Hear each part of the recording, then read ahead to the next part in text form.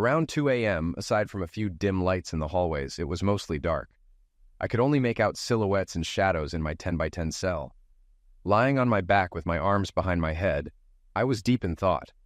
Instead of sleeping like I should, my mind wandered to things I wished I could forget. Hearing footsteps, I started counting.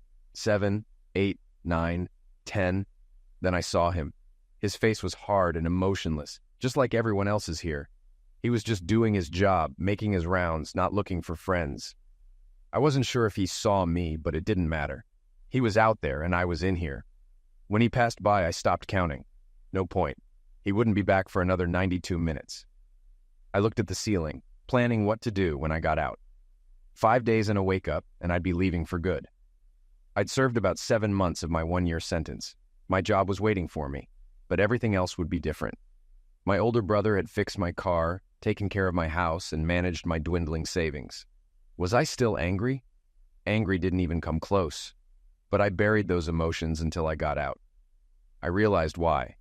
Guys doing 10 to 20 years come out as empty shells. All traces of humanity are left at the door when you check in. Survival is key, and this place is a resort compared to the hardcore prison up north. I closed my eyes again, hoping to get a few hours of sleep. I missed my old bedroom with the blackout shades, but I knew my life would never be the same. "I'll pick you up next Tuesday," my brother Gary told me over the phone in the visitor center. During our last visit, we looked at each other through the plexiglass wall, hopefully for the last time. "Anything you want to eat your first night out?" "A steak, a big steak, medium rare." Gary grinned. "Steve, you're too easy. I thought you'd ask for something tougher to sneak past my wife. You'll stay with Andy and me until you're settled. There's no food or much furniture left in your house. This gives you time to get what you need. It's not the Ritz-Carlton, but it's clean and you can come and go as you please." He smiled. I didn't. "Thanks," I started before he cut me off. "Forget it. We're family. That's what family does. Don't worry about Mom and Dad. They'll come around once things settle down." But we knew that wouldn't be any time soon. Emotions ran deep on both sides. "Seen my kids lately?" "2 weekends ago at Mom and Dad's. Heather looks the same, but John has this bowl-shaped haircut that's all the rage. It looks awful." I told him so. You know what he said? Said I wasn't his dad and didn't have to listen to me. I would have slapped him, but Mom was there. "You'll have your hands full with that one." John wouldn't have dared say something like that if I was around. Even though I was his dad, he and his sister would stay with their mom after I got out. I had time, plenty of it. Once I was out of this place, I'd wait for the right moment. No rush. Even though the divorce was final, I still owned half the house. Kathy owed me about $65,000 to buy me out. She likely raided our bank lockbox, grabbing all our bonds and CDs. Thankfully, I gave my lawyer a list of everything, so there would be no dispute when I got released, which would be soon. Kathy and my ex-friend Bob really screwed me over. But that was in the past. I was caught off guard the first time, and it wouldn't happen again. I was waiting, remembering, and looking forward to better days when I got out of this hellhole. Only then could I rebuild my life and start fresh. I hoped I could hold it together until then. Before jail, life was good because I never saw it coming.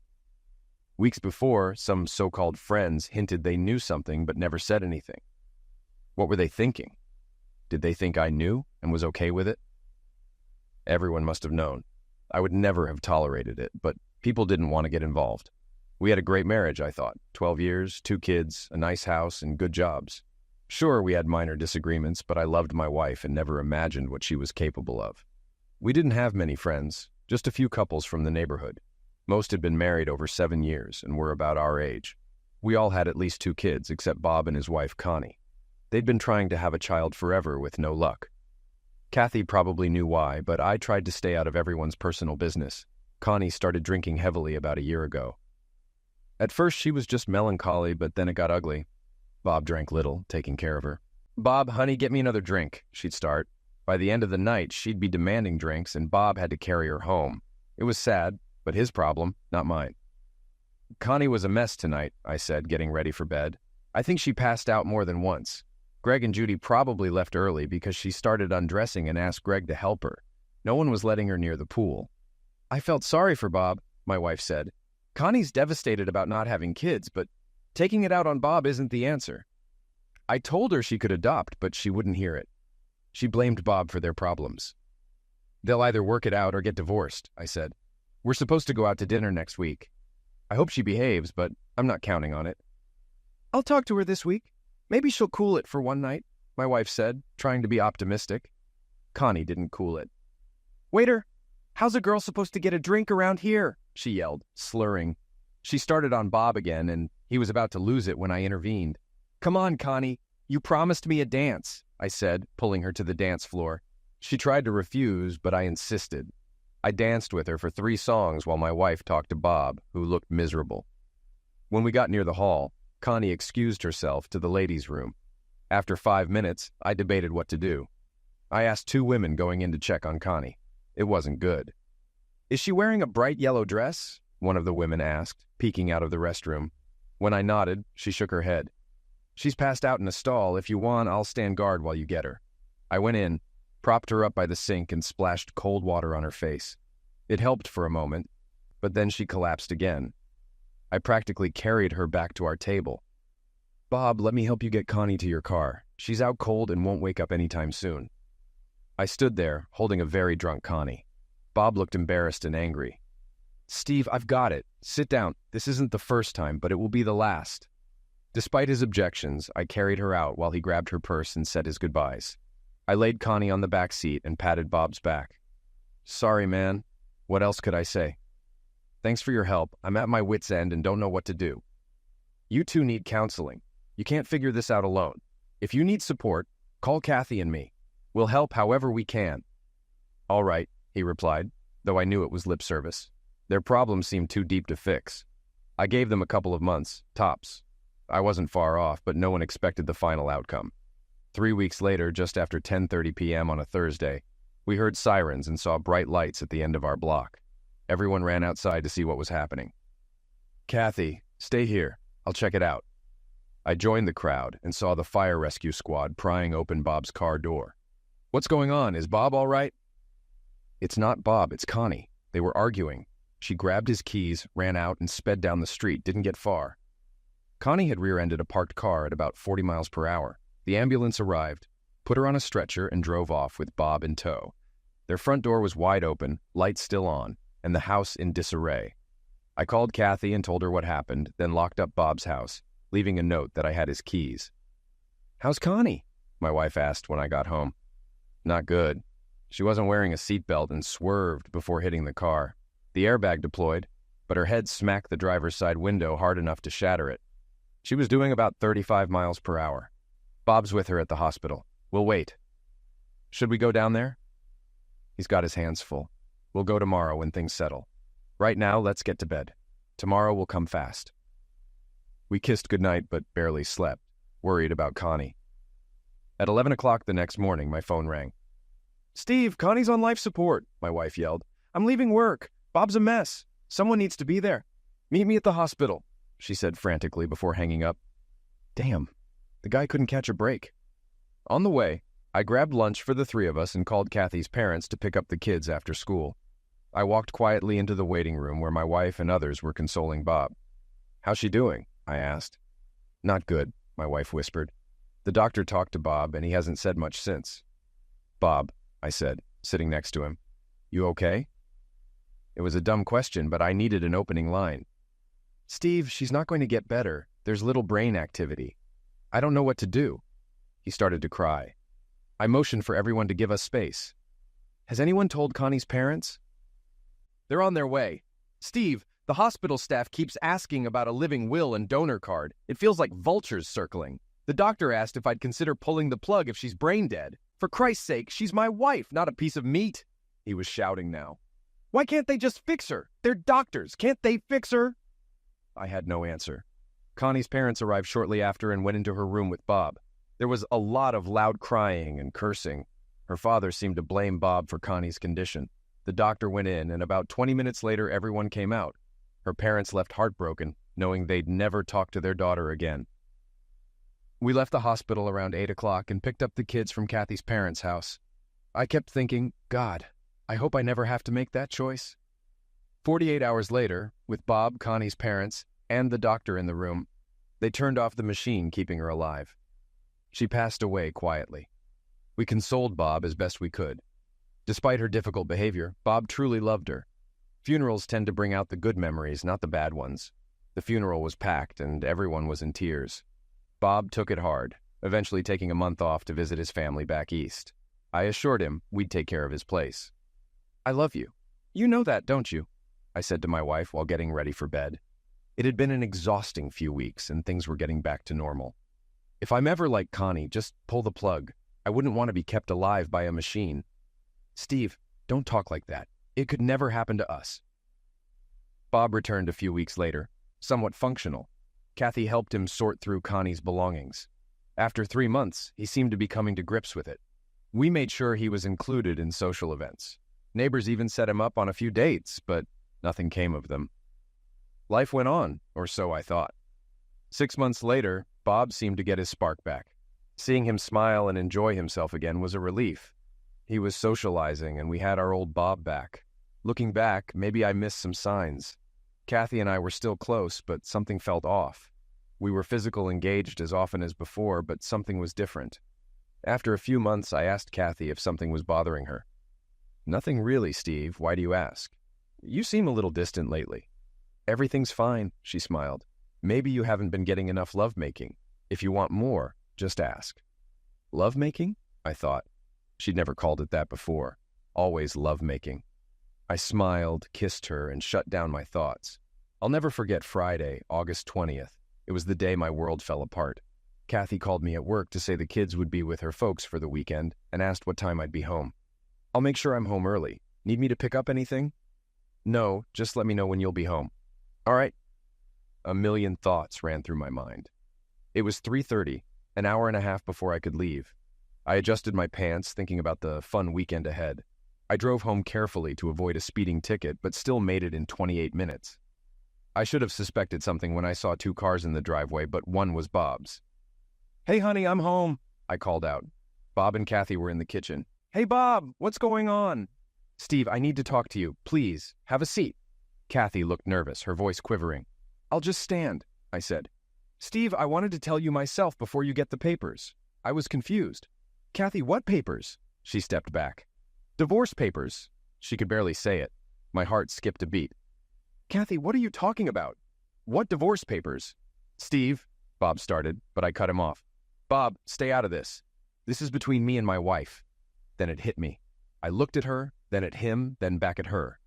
"Bob, you should leave, now." My hands clenched into fists. "Kathy, you and I need to talk. Now," I shouted. "Bob, stay," my wife said. "Steve, this involves him too." "Bob, leave now or you'll be leaving in a body bag," I warned. He headed for the door. "Kathy, we need to talk." "Steve, there's nothing to talk about. I'm in love with Bob. I'm sorry." "You tramp. How long has this been going on? Even before Connie died?" Bob stopped, his eyes burning with anger. "Steve, you don't know anything." "Oh, I know enough. While I was consoling you, you were screwing my wife. Get out of my house, both of you." "Steve, it's my house too," Kathy said. "Not anymore. Get out." "I'll get my things and leave." "No, leave now." "Kathy, let's go," Bob said, pulling her to the door. "Listen to him," I taunted. "Steve, I'll come back for my stuff when you've cooled down." "You'll be dead by then," I spat. They left, eyes fixed on me. After they left, I lost it. 2 beers and a lot of destruction later, the house was a mess. I threw all of Kathy's belongings on the lawn and set the sprinklers to run for 4 hours. Then I locked the house and drank until I passed out. The next morning, I saw Kathy had taken her stuff. I was still angry and devastated. I didn't call anyone to tell them what happened, but I figured the neighbors knew. I called Kathy's parents to talk to my kids, but her mom wouldn't let me. "Steve, Kathy picked them up last night." "Nonsense, Fran." She was picking up her clothes from the lawn. "Let me talk to my kids." She hung up on me. I called back, but she didn't answer. Furious, I canceled all our credit cards and withdrew all the cash I could from the bank. I made coffee, ate some toast, and planned my day. Change the garage code, get new locks, and move anything valuable to my brother's house. Just as I was about to leave, the doorbell rang. I looked through the peephole and saw a man with a large envelope. He stayed for a few minutes, then left. I told my brother Gary and his wife Andy what happened and asked them to keep it quiet. Then I headed to Home Depot for new locks. On my way back, I saw Bob's car in the driveway and Kathy loading it. I should have driven by, but I was too pissed off for that. Instead of driving by, I sped up. With tires squealing, I turned into my driveway and crashed into the back of Bob's car. Bob jumped into his car just as mine made contact, pushing his car against the closed garage door. I reversed about 15 feet and floored it again, driving his car through the garage door. Steam billowed from under my hood, and my engine made a terrible noise, but it reversed again. I backed up 10 feet, floored it, but my car only moved Bob's a few feet before stalling. Heart pounding, I grabbed my son's aluminum bat from the garage and started swinging, smashing the driver's side windows and the windshield. I was about to open Bob's door when I heard loud voices behind me. "Drop the bat and put your hands on your head," a police officer ordered. I complied, dropping the bat and kneeling down. They handcuffed me and put me in the patrol car. Bob, shaken and scared, got out of his car. I wanted to threaten him, but couldn't. My wife was crying, talking to the police and looking at me. I smiled back. Taken downtown, I was booked and given one call. I called my brother Gary. Since it was the weekend, I spent 2 nights in jail before my court appearance on Monday. I pleaded not guilty, and the judge set my bail. Gary bailed me out late that afternoon. "Steve, they're talking about attempted homicide or at least assault with a deadly weapon." "I know. First, take me to the bank. She's probably cleaned out the accounts, but I need to check." The cash was gone from our accounts, but not the CDs and bonds. However, a court order prevented me from removing any of them. "You could have at least left me $5 in our account." "You really are cheap," I told Kathy when she answered her phone. "I needed that money for me and the kids." "Doesn't Bob make enough money?" "I've got a house payment to make." "Maybe I should just make a little fire in the living room, just to take the chill off." "Steve, quit talking crazy. I'm sorry about all of this, but you're making it harder. Why can't you just accept it and move on?" "I'll move on when you send my kids back home." "Steve, I can't, especially in your current frame of mind. I don't think you damaged them, but I can't take that chance. After this is over, I'll let you see them as much as you want. But I can't say the same about you and Bob. This is the last time I'm talking to you. From now on, you'll have to go through my attorney. I'm sorry it happened this way." "Kathy, you have no idea how sorry you and Bob are going to be." She hung up. At my court date, my attorney pleaded temporary insanity, arguing my actions were impulsive after Kathy's revelation. Kathy and Bob claimed they feared for their lives and mentioned a restraining order. "Mr. Moore," the judge said, "did you tell Mr. Kelly that if he didn't leave, he'd be leaving in a body bag?" "I don't remember my exact words, Your Honor. It may have been something like that. But how would you feel if a friend was with your wife behind your back?" The judge was unimpressed, and my lawyer quietly reprimanded me. "Steve, say nothing. Do you understand? From now on, you don't remember a thing. Is that clear?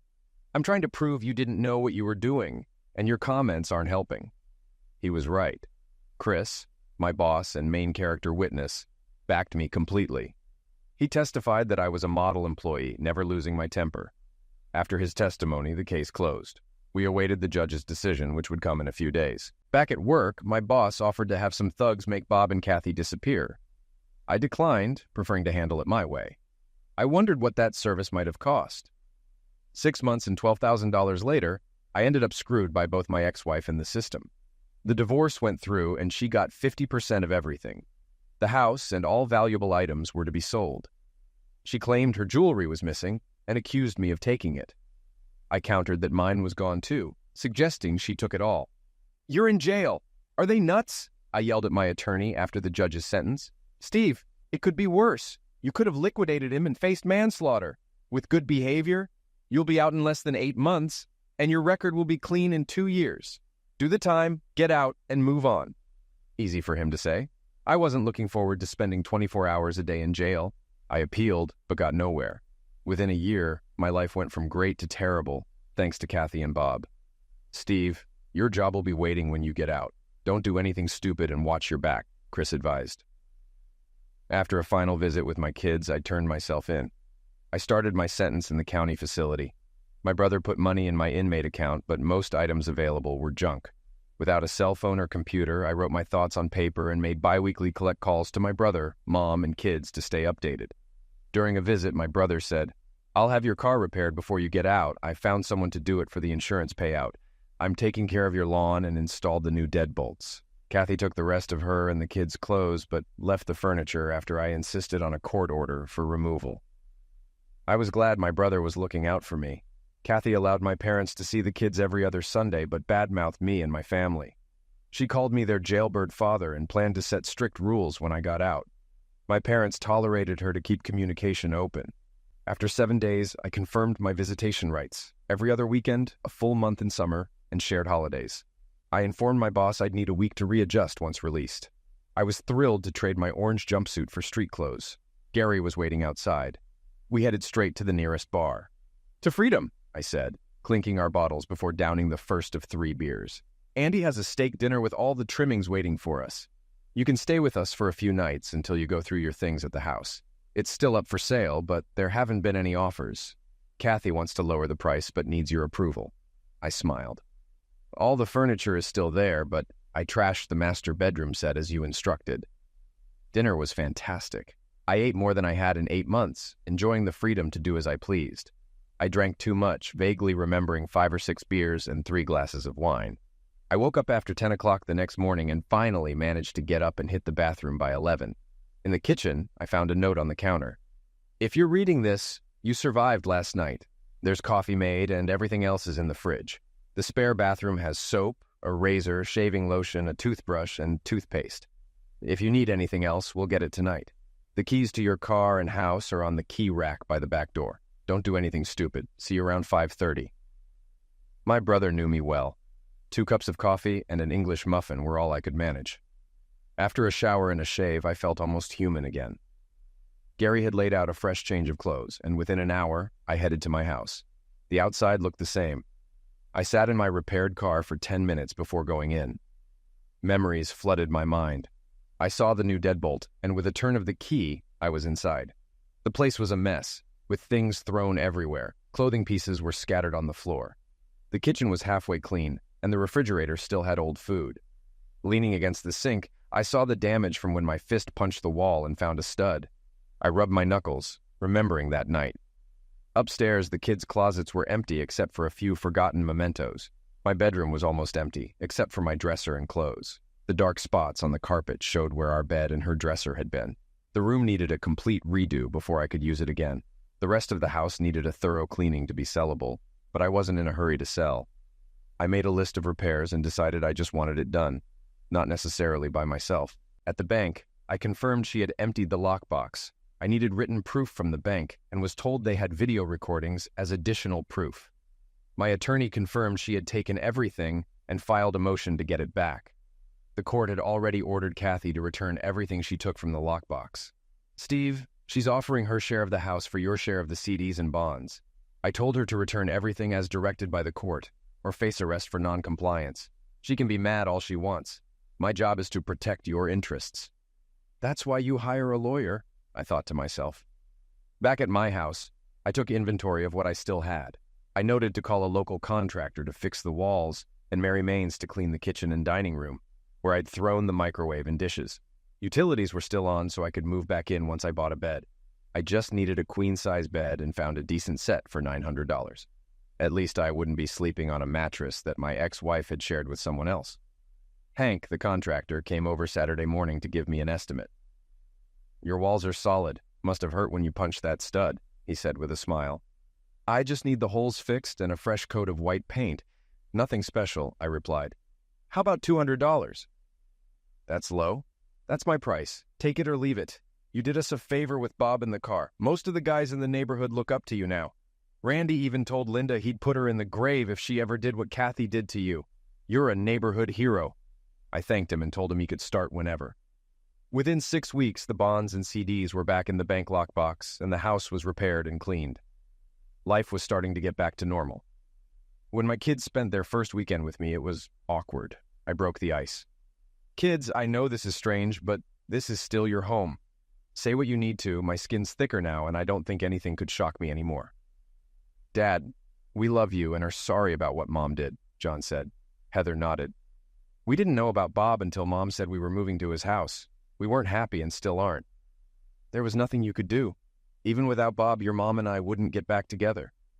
What we had is over. I'm still your dad, and I love you. I'll always be here for you." We hugged and spent the evening with pizza and a movie. I wanted to slam their mother, but decided not to.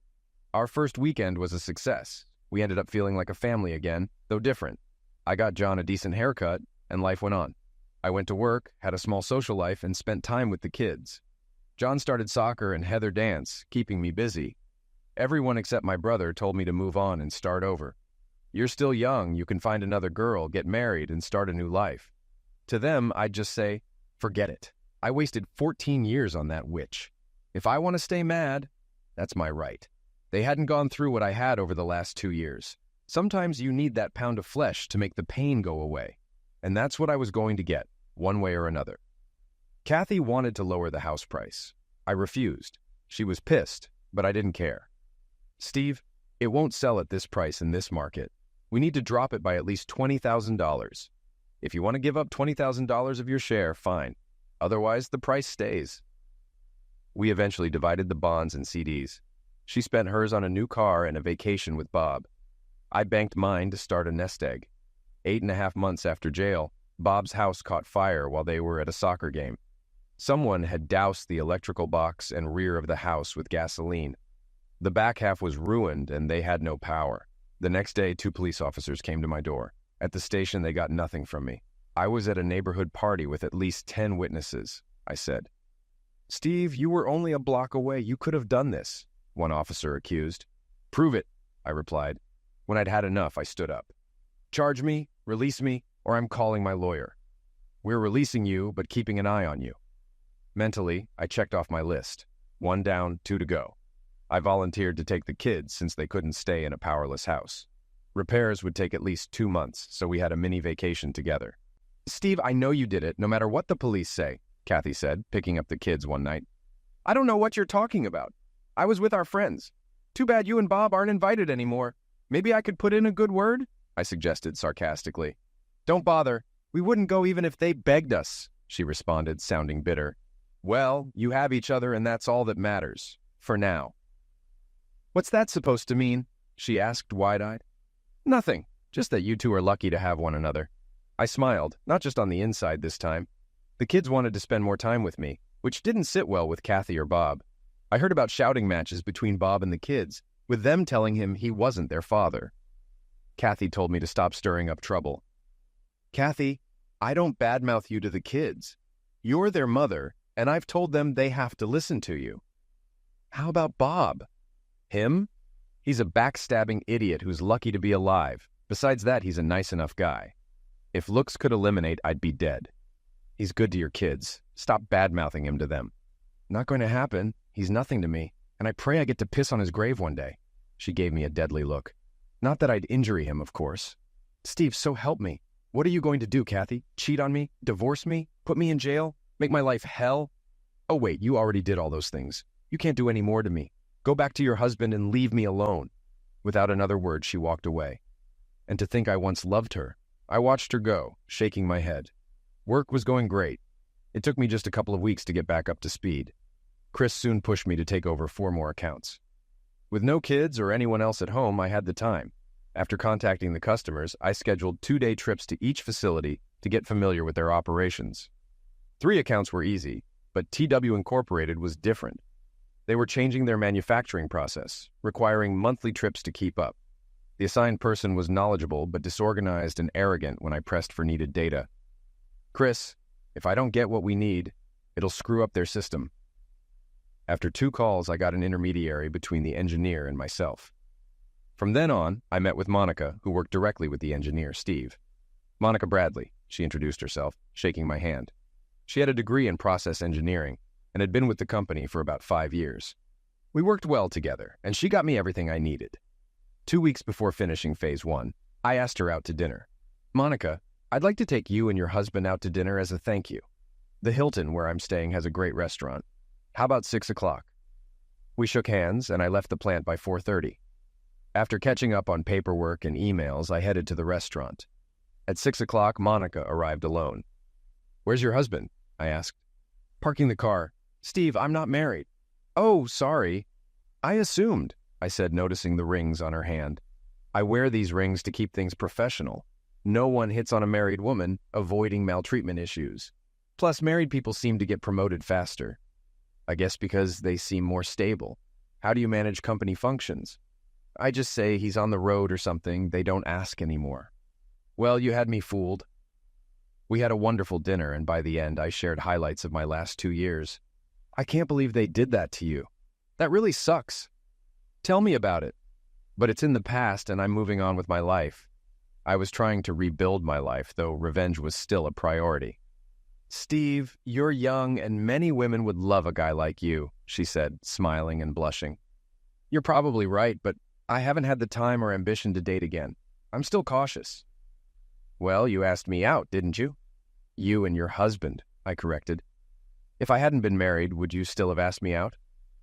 Probably. You're easy to talk to and not a pathetic twit like my ex. I'll take that as a compliment, she said, laughing. Dinner went great.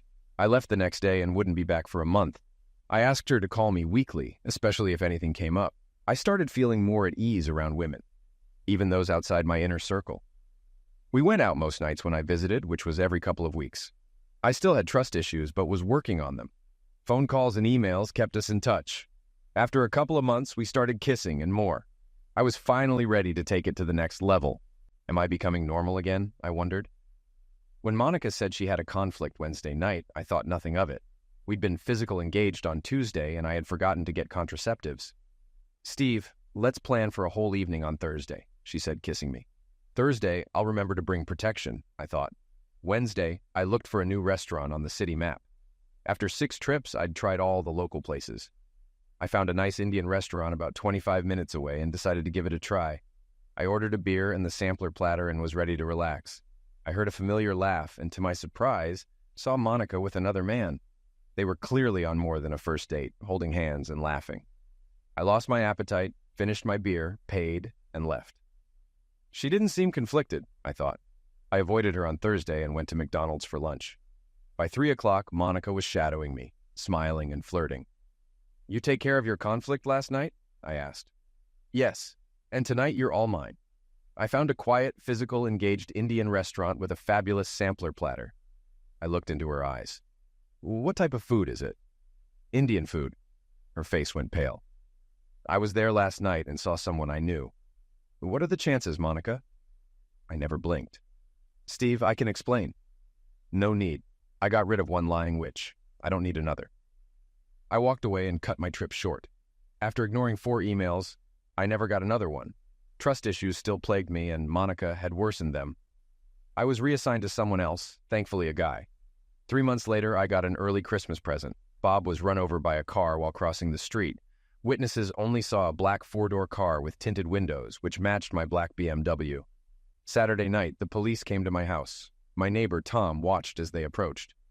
Mr. Moore, we'd like a word, the shorter officer said. Sure, no problem, Tom. I'll talk to you later, I told my neighbor. Mr. Moore, do you own a 2002 320i black BMW? The other officer asked. Yes, what's this about? I replied, joking about a parking ticket, but they didn't laugh. Is the car here? Yes, it's in the garage. What's this about? I asked. Sir, we'd like to see the car now. I opened the garage. One officer retrieved a camera and started taking pictures of the front right side of my car. Can you explain these scratches and marks on the bumper? Not a clue. After 8 years, some nicks and scratches are normal. Now that I've answered your questions, what's going on and why are you interested in my car? Mr. Moore, there was a hit and run yesterday, and witnesses described a black sedan with dark windows, like your car. And like a million others in town, I replied, annoyed. Why me? Did my license plate match, or did anyone identify me as the driver? The witnesses only saw the car. Well, as you can see, there's no significant damage to the front end. I can account for my whereabouts from 8 a.m. to 6 p.m. yesterday. Why pick on me? Your history with the sufferer and past threats prompted this visit. Thank you for your cooperation. We'll be on our way. Wait, I called as they walked back to their car. Who was hit? Mr. Robert Kelly, I smiled. Is he dead? No, but he's in critical condition. They walked away, and I went inside, opened a bottle of wine, and ordered a pizza. I ate most of the pizza and drank the entire bottle of wine in celebration. The neighborhood buzzed with gossip about Bob. Some said, the guy just can't catch a break, while others declared, he got what he deserved. I was in seventh heaven. 2 days later, Bob took a turn for the worse and died. I looked sharp in a new suit, fresh haircut, and polished shoes. I even had my car washed and waxed. The funeral home wasn't packed, but there were many people outside when I arrived. Conversations stopped as I walked in. I didn't sign the book, just walked down the aisle. Kathy saw me and looked shocked. My children smiled at me. Kathy tried to stop me before I reached the casket, but failed. From the moment I entered, I'd been preparing. When I reached the casket, I had plenty in my mouth. I looked at Bob lying peacefully and spat in his face, enough to dribble down onto his shirt. Kathy screamed, crying and calling me every name in the book. This time I smirked openly. 2 down, 1 to go, I said to her. She froze, fear replacing her tears. I warned you, I said softly, and walked out of the now silent funeral home. Over the next month, the cops questioned me twice more at Kathy's insistence. Just because it wasn't my car doesn't mean I wasn't involved, she claimed. They never caught the driver, and after a few months it was old news. When the patrol car arrived at my driveway, I was expecting it. I locked up my house as my neighbors watched me being taken to the police station again. Mr. Moore, do you know David Kent? One detective asked, showing me a picture. Sure do, I replied. How do you know Mr. Kent? I hired him to watch my ex-wife. He's been on and off for about a month. I pushed the picture back. Why did you hire Mr. Kent to watch your ex-wife? Since she took up with her now late husband, she seems to have bad luck. My kids live with her, so I hired David to ensure their safety, mostly at night. Well, your ex-wife reported being followed. She saw Mr. Kent several times and called us when we picked him up. We found out you hired him, the detective said sarcastically. Mr. Moore, this borders on maltreatment, and you might be charged if it continues. I'm just looking out for my kids. I don't care what happens to my ex, but my kids are different. If this is a problem, I'll rely on your department to ensure their safety. It's not illegal, but it's pushing the limits. Why don't you talk to your ex and work something out? Last time I tried that, I went to jail. They let me go, but warned me they'd keep an eye on me. They needed a better line. I didn't pay David to be inconspicuous.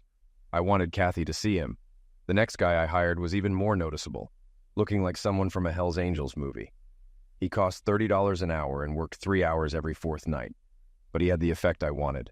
I wanted to drive my ex over the edge. If she had a breakdown, I'd get the kids full time. I wanted my family back. Steve, what the hell do you want? A distraught Kathy screamed into the phone. I want you to choke on your spit and die, Kathy. She hung up immediately, shocked. I was waiting on my porch when the police arrived. You're late, I told the officers. Kathy was charging me with threatening her life, but I had already contacted my lawyer who was waiting at the station. My client did not threaten his ex-wife, my lawyer told the police. He expressed a wish, not a threat. She took it as a threat because she's still being followed by people hired by your client. It's not illegal to have someone watched. Unless you have a recording of Mr. Moore threatening to eliminate Mrs. Kelly, you have no case. Mr. Moore, why don't you move on? She left you. It happens. If she snaps and someone gets hurt, we'll come for you. Is there a way to end this? I asked my lawyer. My client wants his children back. If Mrs. Kelly gives up custody, he'll back off. That's for the court to decide. Then we're done here, my lawyer said, and we left. The following Sunday morning, while having breakfast and reading the newspaper on the deck, the doorbell rang.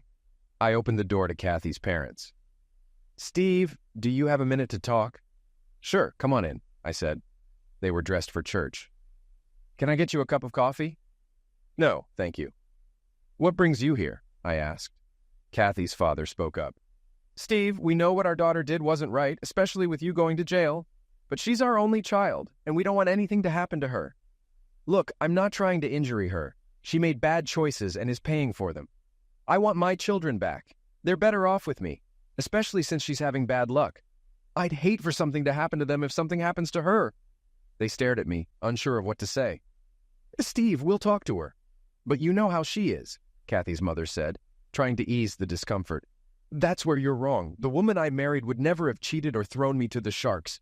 I don't recognize her now except as the mother of my children. I want her to suffer a horrible and painful end of life. I don't forgive, and I don't forget. They left quickly.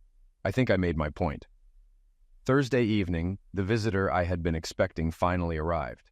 It was just after 7 and getting dark. She must have walked because I didn't hear a car. She rang the bell. I looked through the peephole and let her in. She was already angry when she walked through the door. I had expected a phone call, but seeing her in person was better. Come in, Kathy. Want a drink? Acid? Hemlock on the rocks? I said, shutting the door. Very funny. You really are in prick, you know that? I reopened the door.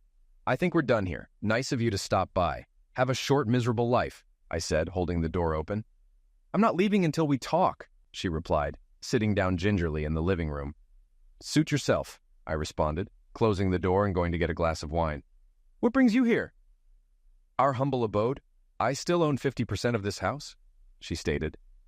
Less what I've paid since the divorce, I reminded her. I want this place sold. What's it going to take to drop the price? She asked. An act of God. Are you willing to cover the loss with interest? I countered. I just want you out of this neighborhood and away from me, she declared. That's never going to happen, I said firmly. You still hate me that much? She inquired. More than you can imagine. It was awful how it all went down. But I never intended to get involved with Bob. It just happened, she explained. She couldn't think I was that stupid or naive. Nonsense, Kathy. Nothing just happens unless he put a weapon to your head. You went willingly. Was he so much better in bed that you destroyed our marriage and family? My anger flared. It wasn't about the lovemaking. He needed me. He had no one. We fell in love because we needed each other, she said defensively. What were you doing? Charity work? I needed you. Our kids needed you. Our marriage needed you. But you chose your needy puppy over us.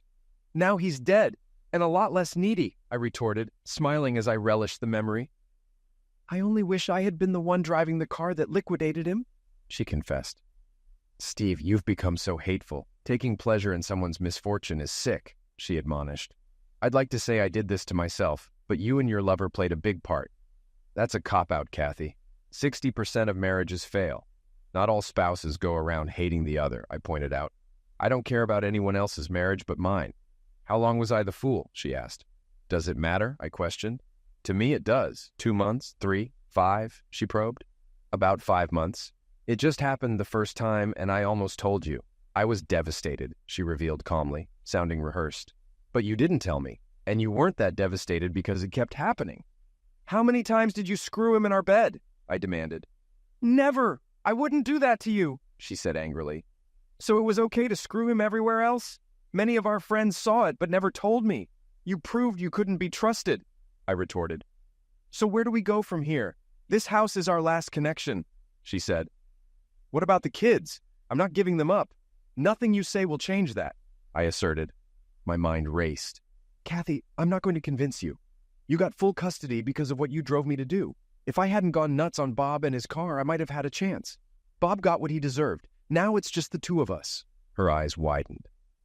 Steve, are you threatening me? She asked. Me? Deprive my kids of their mother? I said, dripping with sarcasm. Never. But if something should happen, like a heart attack, lightning strike, or an accident, I'll make sure the kids always remember you. If you have any last requests, you might want to write them down soon. You never know what might happen. I borrowed that line from a movie where a hitman advised his target to get his affairs in order. I'm out of here, Kathy said, standing up. We had 12 good years. I'm kind of sorry it ended. She tried to kiss my cheek, but I pushed her back, almost knocking her over. Don't ever touch me again, I warned. You're a 304, she was taken aback. I'm sorry, I just thought, she began. You thought what, that we're okay now? You make my skin crawl, I said, my eyes burning with anger. Sorry, she said, flustered and horrified. Don't be, because I'm not, I retorted. She walked out and started down the driveway. By the way, you know that look you just gave me? Bob had the same look right before the car ran over him. Too bad I didn't have a camera to show you, I added. I shut the door, watching Kathy run for her house. In truth, I was the one who started the fire at Bob's house. 2 Gatorade bottles of gasoline and a lit cigarette were all it took. I made sure everyone was out of the house. I hoped it wouldn't be reported to the fire department until the house was fully engulfed. So much for that plan. It took less than 5 minutes from start to finish, including tossing the plastic Gatorade bottles into a neighbor's recycle bin. I had excused myself to go to the bathroom, slipped out the side door, and went through the backyards to the back of Bob's house. No one even missed me. I'd like to take credit for Bob's end of life, but I can't. It was Bob being in the wrong place at the right time, or just plain dumb luck. If he had looked both ways like his mother probably told him to as a kid, he'd still be alive. No matter what I say, Kathy and her family still think I was involved. And in a way, I'm sorry it wasn't me. But I would never have done it. I'd been locked up in jail once, and I never wanted to go back, especially not to the joint up north. Anyway, by now Kathy was probably at home locking the doors, thinking she's next on my list. Am I going after her? Not a chance. I'll just drop hints and innuendos until I drive her nuts and the court gives me back my kids. I will, however, tell any prospective homebuyer about the arsonist in the neighborhood who still hasn't been caught. You see, I like living right where I am, especially with my 2 children just up the street. Who knows? When they turn 13, they might just decide to live with their old dad. Well, I can hope.